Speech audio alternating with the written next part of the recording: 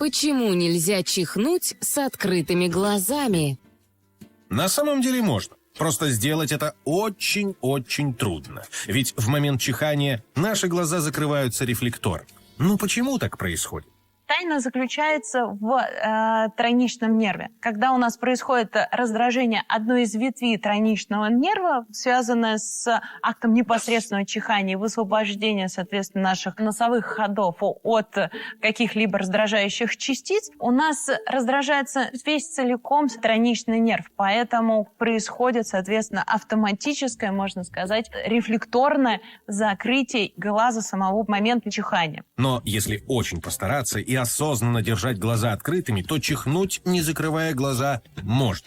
Вот только делать этого не стоит. Конечно, из орбит они от этого не вывалятся, как думают многие. Это миф. Зато могут лопнуть сосуды. Ведь во время чихания мы выдыхаем воздух на скорости около 150 км в час. В результате образуется очень сильное давление. И если не дать рефлексам сработать и оставить глаза открытыми, можно получить внутреннее повреждение. Поэтому в следующий раз, когда вам захочется чихнуть, не старайтесь сделать это с открытыми глазами.